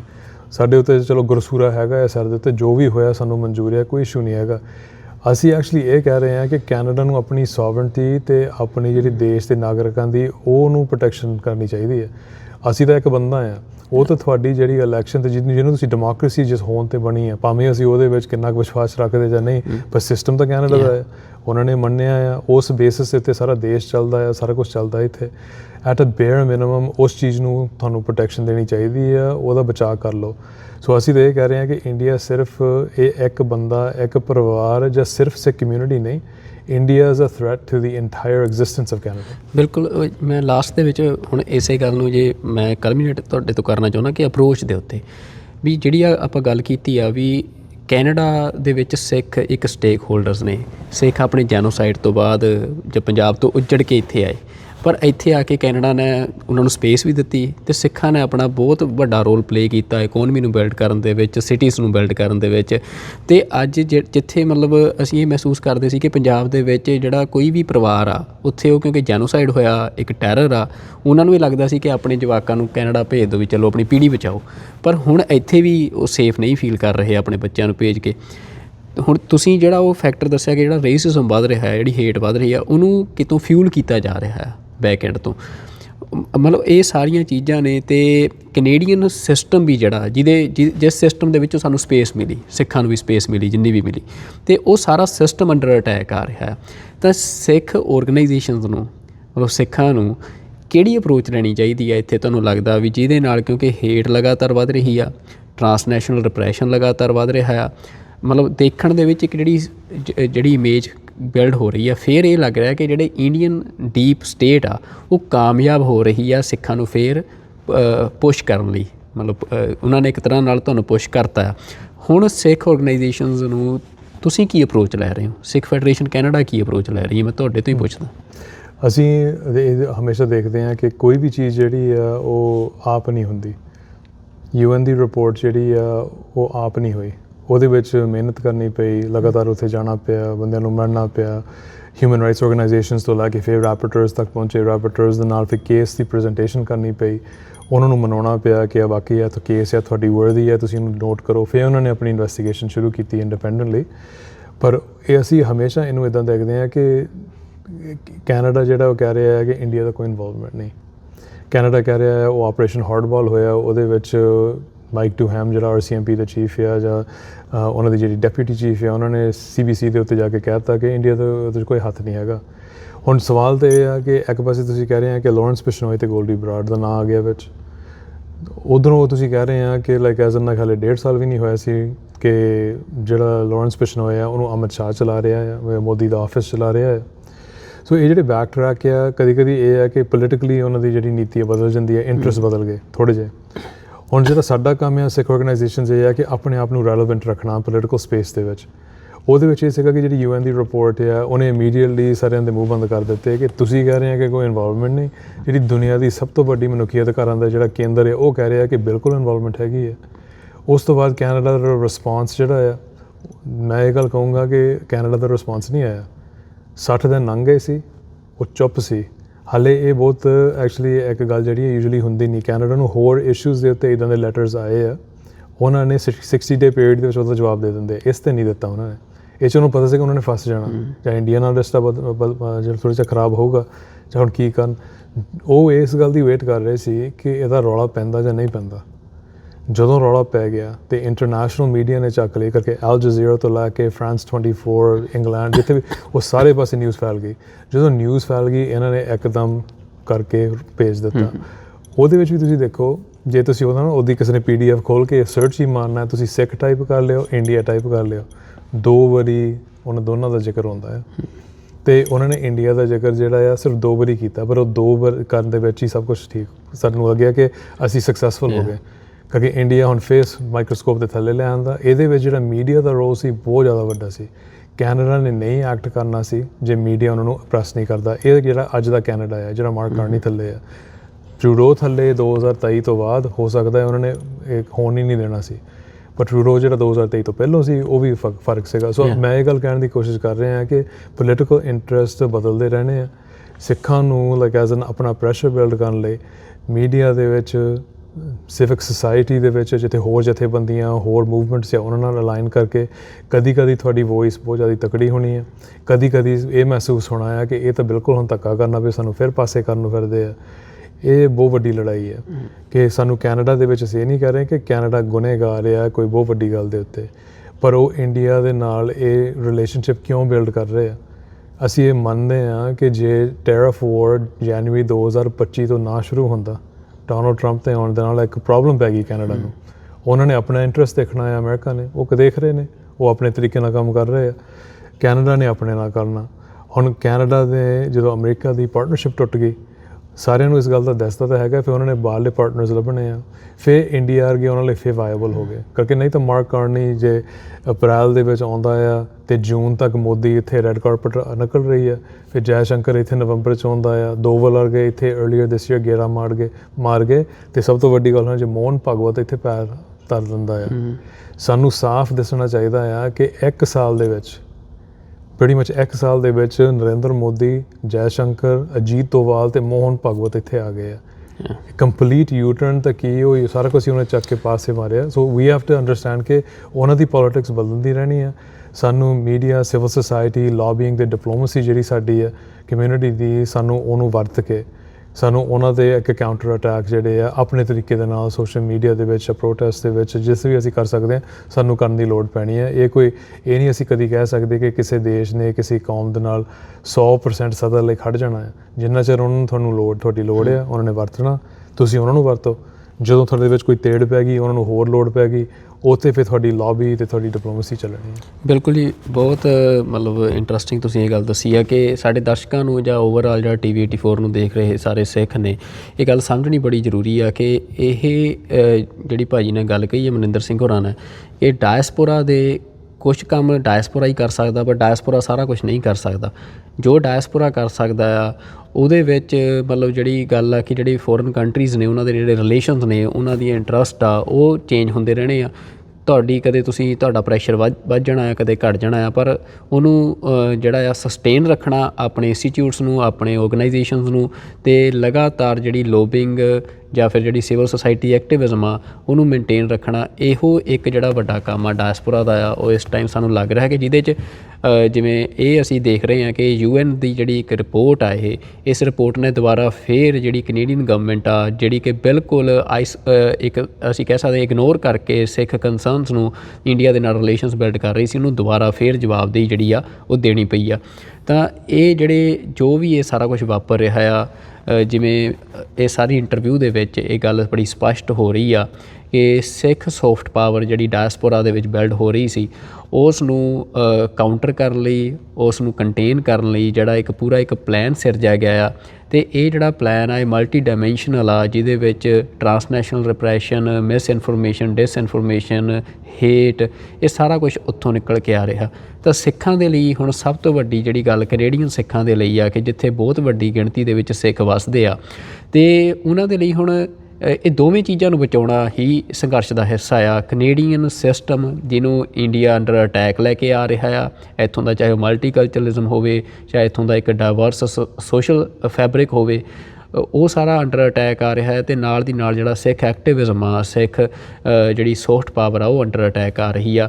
ਤਾਂ ਇੱਥੇ ਹਰ ਸਿੱਖ ਦੀ ਇਹ ਜ਼ਿੰਮੇਵਾਰੀ ਬਣਦੀ ਆ ਕਿ ਉਹ ਸਿੱਖ ਹੋਣ ਦੇ ਨਾਤੇ ਜਿਸ ਮੁਲਕ ਦੇ ਵਿੱਚ ਉਹ ਰੁਜ਼ਗਾਰ ਕਮਾ ਰਿਹਾ ਆ, ਜਿਸ ਮੁਲਕ ਨੇ ਉਸ ਨੂੰ ਇਹ ਰੁਜ਼ਗਾਰ ਦੀ ਸਪੇਸ ਦਿੱਤੀ ਆ, ਉਹਨੂੰ ਉਸੇ ਤਰੀਕੇ ਦਾ ਰੱਖਣਾ ਜਿਹੋ ਜਿਹਾ ਫੈਬਰਿਕ ਉਹਦਾ ਹੈਗਾ ਸੀ, ਅਤੇ ਨਾਲ ਦੀ ਨਾਲ ਜਿਹੜਾ ਆਪਣਾ ਸੰਘਰਸ਼ ਆ ਉਹਨੂੰ ਵੀ ਮਜ਼ਬੂਤ ਕਰਨਾ, ਅਤੇ ਜਿਹੜਾ ਇੰਡੀਆ ਸੌਫਟ ਪਾਵਰ ਨੂੰ ਖ਼ਤਮ ਕਰਨ ਦੀ ਕੋਸ਼ਿਸ਼ ਕਰ ਰਿਹਾ ਉਹਨੂੰ ਕਾਊਂਟਰ ਕਰਨਾ। ਅਤੇ ਭਾਈ ਮਨਿੰਦਰ ਸਿੰਘ ਜੀ, ਇਸ ਤੋਂ ਇਲਾਵਾ ਕੋਈ ਲਾਸਟ ਮੈਸੇਜ ਤੁਸੀਂ ਕਨਵੇ ਕਰਨਾ ਚਾਹੁੰਦੇ ਹੋ ਸਾਡੇ ਦਰਸ਼ਕਾਂ ਨੂੰ, ਇਹ ਜਿਹੜੀ ਸਾਰੀ ਸਿਚੁਏਸ਼ਨ ਬਣੀ ਹੈ ਉਹਦੇ 'ਚ? ਆਈ ਥਿੰਕ ਇਹਦੇ ਵਿੱਚ ਕਦੀ ਵੀ ਅਸੀਂ ਇਹ ਗੱਲ ਨੂੰ ਨਹੀਂ ਦੇਖ ਸਕਦੇ ਕਿ ਇੱਕ ਦੇਸ਼ ਜਿਹੜਾ ਆ ਅਸੀਂ ਉਹ 'ਤੇ ਪੂਰੀ ਤਰ੍ਹਾਂ ਇੱਦਾਂ ਆਪਣੀ ਕੋਈ ਟੇਕ ਰੱਖ ਲਈਏ ਕਿ ਉਹਨਾਂ ਨੇ ਸਾਨੂੰ ਸਭ ਕੁਝ ਦੇਣਾ ਆ। ਸਾਨੂੰ ਮਿਲਣਾ ਤਾਂ ਗੁਰੂ ਸਾਹਿਬ ਤੋਂ ਹੀ ਮਿਲਣਾ ਆ। ਸਾਡਾ ਕੰਮ ਹੈ ਸੰਘਰਸ਼ ਕਰਨਾ। ਉਹ ਸੰਘਰਸ਼ ਜਦੋਂ ਖਾਲਿਸਤਾਨ ਦੇ ਰੂਪ ਦੇ ਵਿੱਚ ਜਾਂ ਖਾਲਸਾ ਰਾਜ ਦੇ ਰੂਪ ਵਿੱਚ ਬਦਲਣਾ ਆ, ਉਹ ਗੁਰੂ ਦੀ ਕਿਰਪਾ ਦੇ ਨਾਲ ਹੋਣਾ ਆ। ਪਰ ਇਹਦੇ ਵਿੱਚ ਇੱਕ ਵੱਡੀ ਗੱਲ ਆ ਪੰਜਾਬ। ਅਸੀਂ ਮੋਸਟ ਆਫਟਨ ਇਸ ਗੱਲ ਨੂੰ ਭੁੱਲ ਜਾਂਦੇ ਹਾਂ ਕਿਉਂਕਿ ਅਸੀਂ ਬਾਹਰਲੇ ਜੰਮ ਪਲੇ ਹਾਂ। ਅਸੀਂ ਇਸ ਗੱਲ 'ਤੇ ਧਿਆਨ ਦੇਣ ਦੀ ਅਸੀਂ ਵੀ ਕੋਸ਼ਿਸ਼ ਕਰਦੇ ਹਾਂ ਕਿ ਅਸਲ ਜਿਹੜਾ ਮੈਦਾਨ ਹੈ ਉਹ ਪੰਜਾਬ ਦਾ ਆ। ਜੇ ਅਸੀਂ ਪੰਜਾਬ ਦੇ ਜਿਹੜੇ ਇਸ਼ੂਜ਼ ਆ, ਅਸੀਂ ਕਹਿੰਦੇ ਹਾਂ ਕਿ ਪਹਿਲਾਂ ਖਾਲਿਸਤਾਨ ਬਣ ਜਾਵੇ, ਸਾਰੇ ਇਸ਼ੂ ਸੋਲਵ ਹੋ ਜਾਣੇ ਆ, ਦੈਟਸ ਫਾਈਨ। ਇਹ ਗੱਲ ਅਸੀਂ ਮੰਨਦੇ ਹਾਂ, ਮੈਂ ਵੀ ਮੰਨਦਾ ਹਾਂ, ਹੋ ਸਕਦਾ ਆ। ਪਰ ਉਸ ਤੋਂ ਪਹਿਲਾਂ ਜਿਹੜਾ ਉਜਾੜ ਹੋ ਰਿਹਾ ਆ, ਅਸੀਂ ਇੱਕ ਦੂਜੇ ਦੇ ਨਾਲ ਪ੍ਰੇਮ ਪਿਆਰ ਦੇ ਨਾਲ ਵਿਚਰਨਾ ਸਿੱਖੀਏ ਕਿ ਜੇ ਕੋਈ ਬੰਦਾ ਪਾਣੀਆਂ ਦੇ ਮਸਲੇ 'ਤੇ, ਬੋਲੀ ਦੇ ਮਸਲੇ ਦੇ ਉੱਤੇ, ਸਟੂਡੈਂਟਸ ਨੇ ਉੱਥੇ ਸਾਰੇ ਉੱਥੇ ਜਿਹੜੇ ਸੰਘਰਸ਼ ਚੱਲ ਰਹੇ ਆ, ਉਹ ਆਪਣੇ ਥਾਂ ਦੇ ਉੱਤੇ ਸਾਰੇ ਸਹੀ ਨੇ, ਕਿ ਸਾਰਿਆਂ ਨੇ ਉਹ ਚੀਜ਼ਾਂ ਹਾਲ ਦੀ ਘੜੀ ਬਚਾਅ ਦੇ ਵਿੱਚ ਲੱਗੇ ਆ ਕਿ ਸਾਡਾ ਇੰਨਾ ਕੁਛ ਬਚ ਤਾਂ ਜਾਵੇ ਕਿ 20-30 ਸਾਲ ਲੱਗ ਜਾਣ ਕੋਈ ਸੰਘਰਸ਼ ਨੂੰ ਮੁਕੰਮਲ ਹੋਣ ਲਈ ਜਾਂ ਕੋਈ ਖਾਲਿਸਤਾਨ ਬਣਨ ਲਈ, ਕਿ 1716 ਤੋਂ ਲੈ ਕੇ 1799 ਤੱਕ ਵੀ ਇੱਕ ਸਫ਼ਰ ਸੀ ਸਾਡਾ ਸਿੱਖਾਂ ਦਾ। 83 ਸਾਲ ਲੱਗੇ ਕਿ ਮਹਾਰਾਜਾ ਰਣਜੀਤ ਸਿੰਘ ਦੇ ਰਾਜ ਆਉਣ ਨੂੰ, ਬਾਬਾ ਬੰਦਾ ਸਿੰਘ ਬਹਾਦਰ ਤੋਂ ਬਾਅਦ। ਹਾਲੇ ਤਾਂ 40 ਸਾਲ ਹੋਏ ਆ, ਹਾਲੇ ਤਾਂ ਆਪਾਂ ਅੱਧ ਵਿਚਾਲੇ ਤੁਰੇ ਫਿਰਦੇ ਹਾਂ। ਜੇ ਆਪਾਂ ਉਸ ਤਰੀਕੇ ਨਾਲ ਸੋਚੀਏ ਫਿਰ ਅਗਲੇ 40 ਸਾਲ ਅਸੀਂ ਕੀ ਕਰਨਾ ਹੈ? ਕਿ ਉਹ ਜਿਹੜੇ ਛੋਟੇ ਸੰਘਰਸ਼ ਸਾਨੂੰ ਲੱਗਦੇ ਬਹੁਤ ਛੋਟੇ ਆ, ਪਰ ਜਿੱਥੇ ਬੋਲੀ ਆ, ਜਿੱਥੇ ਸੱਭਿਆਚਾਰ ਆ, ਜਿੱਥੇ ਧਰਤੀ ਆ, ਜਿੱਥੇ ਪਾਣੀ ਆ, ਉਹ ਸਾਰੀਆਂ ਗੱਲਾਂ ਸਿੱਖ ਰੂਪ ਦੇ ਵਿੱਚ ਵੀ ਸਾਡੇ ਨਾਲ ਅੰਦਰ ਵਸਦੀਆਂ ਸਾਡੇ ਹਿਰਦਿਆਂ ਦੇ ਵਿੱਚ। ਸੋ ਮੈਂ ਤਾਂ ਇੱਕ ਇਹੀ ਮੈਸੇਜ ਹੈ ਕਿ ਜਿਹੜਾ ਪੰਜਾਬ ਦਾ ਮੈਦਾਨ ਆ, ਸਾਡਾ ਜਿਹੜਾ ਇੰਟਰਸਟ ਆ, ਭਾਵੇਂ ਉਹ ਫਾਈਨੈਂਸ਼ੀਅਲ ਆ ਜਾਂ ਕਿਸੇ ਵੀ ਰੂਪ ਦੇ ਵਿੱਚ ਆ, ਹੋਣਾ ਇੱਦਾਂ ਚਾਹੀਦਾ ਆ ਕਿ 80% ਜਿਹੜਾ ਸੰਘਰਸ਼ ਹੈ ਸਾਡਾ ਉੱਥੇ ਲੜਿਆ ਜਾਵੇ, 20% ਅਸੀਂ ਬਾਹਰੋਂ ਸਪੋਰਟ ਦੇ ਵਿੱਚ ਆ। ਹਾਲ ਦੀ ਘੜੀ ਆਲਮੋਸਟ ਰਿਵਰਸ ਚੱਲ ਰਿਹਾ ਹੈ। ਡਾਇਸਪੋਰਾ 80% ਇਨਵੈਸਟ ਕਰ ਰਿਹਾ ਹੈ ਬਾਹਰਲੇ ਦੇਸ਼ਾਂ ਦੇ ਵਿੱਚ, ਅਤੇ 20% ਵੀ ਬਹੁਤ ਜ਼ਿਆਦਾ ਹੈ। ਮੈਂ ਕਹਿ ਰਿਹਾ ਇੰਨਾ ਵੀ ਨਹੀਂ ਹੋਣਾ ਜਿਹੜਾ ਕਿ ਪੰਜਾਬ ਵੱਲ ਨੂੰ ਸਾਡਾ ਧਿਆਨ ਹੈ, ਭਾਵੇਂ ਉਹ ਧਰਮ ਪ੍ਰਚਾਰ ਹੋਵੇ, ਭਾਵੇਂ ਉਹ ਹੋਰ ਮਸਲੇ ਹੋਣ। ਸੋ ਇਹਨੂੰ ਫਲਿੱਪ ਕਰਨ ਦੇ ਵਿੱਚ ਇੱਕ ਪੰਥ ਪਰਿਵਾਰ ਨੂੰ ਇੱਕ ਲੋੜ ਆ ਕਿ ਅਸੀਂ ਉੱਧਰ ਨੂੰ ਧਿਆਨ ਦਈਏ ਕਿ ਇਹ ਮਸਲੇ ਜਿਹੜੇ ਇੱਥੇ ਦੇ ਆ, ਕਦੀ ਕੋਈ ਸਾਡੇ ਨਾਲ ਆ, ਕਦੀ ਸਾਡੇ ਖਿਲਾਫ ਆ, ਇਹ ਤਾਂ ਚੱਲਦੇ ਰਹਿਣੇ ਆ। ਪਰ ਜੇ ਅਸੀਂ ਪੰਜਾਬ ਦੇ ਵਿੱਚ ਆਪਣਾ ਜਿਹੜਾ ਧਿਆਨ ਨਹੀਂ ਦਿੱਤਾ ਸਭ ਤੋਂ ਵੱਡੇ ਮੈਦਾਨ ਦੇ ਵਿੱਚ, ਉੱਥੋਂ ਅਸੀਂ ਵਾਂਝੇ ਹੋ ਗਏ, ਉੱਥੋਂ ਅਸੀਂ ਟੁੱਟ ਗਏ, ਫਿਰ ਅਸੀਂ ਲੜ ਕਾਹਦੇ ਲਈ ਰਹੇ ਹਾਂ? ਇਹ ਮੈਸੇਜ ਸਾਡੇ ਤੱਕ ਮਨ 'ਚ ਹੋਣਾ ਚਾਹੀਦਾ। ਬਿਲਕੁਲ ਜੀ, ਬੜਾ ਇੰਪੋਰਟੈਂਟ ਮੈਸੇਜ ਤੁਸੀਂ ਦਿੱਤਾ ਆ, ਅਤੇ ਆਸ ਕਰਦੇ ਹਾਂ ਕਿ ਸਾਡੇ ਦਰਸ਼ਕ ਜਾਂ ਸਿੱਖ ਸੰਗਤਾਂ ਜਿਹੜੀਆਂ ਨੇ ਉਹ ਇਸ ਗੱਲ ਦੇ ਉੱਤੇ ਧਿਆਨ ਦੇਣਗੀਆਂ, ਅਤੇ ਆਪੋ ਆਪਣੇ ਰੂਪ ਦੇ ਵਿੱਚ ਜਿਹੜੇ ਵੀ ਛੋਟੀਆਂ ਜਥੇਬੰਦੀਆਂ ਨੇ, ਵੱਡੀਆਂ ਨੇ, ਉਹ ਇਸ ਤਰੀਕੇ ਦੀ ਅਪਰੋਚ ਅਡੋਪਟ ਕਰਨਗੀਆਂ ਆਉਣ ਵਾਲੇ ਟਾਈਮ ਦੇ ਵਿੱਚ। ਤੇ TV 84 ਤੁਹਾਡੀ ਸਪੋਰਟ ਦੇ ਨਾਲ ਹੀ ਜਿਹੜਾ ਆ ਇਹ ਸਾਰੀ ਜਿੰਨੀ ਇਨਫੋਰਮੇਸ਼ਨ ਆ ਤੁਹਾਡੇ ਤੱਕ ਲੈ ਕੇ ਆਉਂਦਾ ਆ। ਹਾਲਾਂਕਿ ਸਾਡੇ ਤੇ ਵੀ ਜਿਹੜਾ ਵੱਖੋ ਵੱਖ ਪਾਬੰਦੀਆਂ ਸਰਕਾਰ ਦੀਆਂ ਸਾਨੂੰ ਚੱਲਣੀਆਂ ਪੈ ਰਹੀਆਂ ਨੇ, ਪਰ ਤੁਸੀਂ TV 84 ਦੀਆਂ ਜਿਹੜੀਆਂ ਐਪਸ ਨੇ, ਅਸੀਂ ਨਵੀਆਂ ਐਪਸ ਕ੍ਰੀਏਟ ਕੀਤੀਆਂ ਨੇ ਆਪਣੇ ਮੋਬਾਈਲ ਫੋਨਸ ਦੇ ਵਿੱਚ, ਚਾਹੇ ਉਹ ਐਂਡਰੋਇਡ ਆ ਚਾਹੇ iOS ਆ। ਉਹਨਾਂ ਦੇ ਵਿੱਚ ਐਪ ਸਟੋਰ 'ਤੇ ਜਾ ਕੇ TV 84 ਸਰਚ ਕਰੋ ਅਤੇ ਤੁਸੀਂ ਇਹ ਐਪਸ ਡਾਊਨਲੋਡ ਕਰ ਸਕਦੇ ਹੋ। ਅਤੇ TV 84 ਦੀਆਂ ਸਾਰੀਆਂ ਵੀਡੀਓਜ਼, ਖਬਰਾਂ ਅਤੇ ਨਾਲ ਹੀ ਜਿਹੜਾ 24/7 ਲਾਈਵ TV ਆ ਉਹ ਵੀ ਤੁਸੀਂ ਉਸ ਐਪ 'ਤੇ ਦੇਖ ਸਕਦੇ ਹੋ। ਅਤੇ ਐਪ ਤੋਂ ਵੀ ਤੁਸੀਂ ਡੋਨੇਸ਼ਨ ਦੇ ਸਕਦੇ ਹੋ ਅਤੇ TV 84 ਦੀ ਵੈਬਸਾਈਟ tv84.com 'ਤੇ ਜਾ ਕੇ ਵੀ ਡੋਨੇਟ ਦੇ ਬਟਨ ਤੋਂ ਤੁਸੀਂ ਜਿਹੜੀਆਂ ਆਪਣਾ ਦਸਵੰਧ ਆ ਡੋਨੇਸ਼ਨ ਆ ਉਹ TV 84 ਨੂੰ ਦੇ ਸਕਦੇ ਹੋ। ਅਤੇ ਆਪਣੇ ਚੈੱਕ ਵੀ ਤੁਸੀਂ TV 84 ਦੇ ਨਿਊਯਾਰਕ ਐਡਰੈਸ 'ਤੇ ਭੇਜ ਸਕਦੇ ਹੋ ਜੇ ਤੁਸੀਂ ਭੇਜਣਾ ਚਾਹੁੰਦੇ ਹੋ। ਅਤੇ ਇਸੇ ਤਰੀਕੇ ਨਾਲ ਅਗਲੇ ਪ੍ਰੋਗਰਾਮ ਦੇ ਵਿੱਚ ਕਿਸੇ ਹੋਰ ਮੁੱਦੇ 'ਤੇ ਕਿਸੇ ਹੋਰ ਮਹਿਮਾਨ ਦੇ ਨਾਲ ਤੁਹਾਡੇ ਅੱਗੇ ਹਾਜ਼ਰ ਹੋਵਾਂਗੇ ਜੀ। ਉਦੋਂ ਤੱਕ ਰੱਬ ਰਾਖਾ ਜੀ। ਵਾਹਿਗੁਰੂ ਜੀ ਕਾ ਖਾਲਸਾ, ਵਾਹਿਗੁਰੂ ਜੀ ਕੀ ਫਤਿਹ।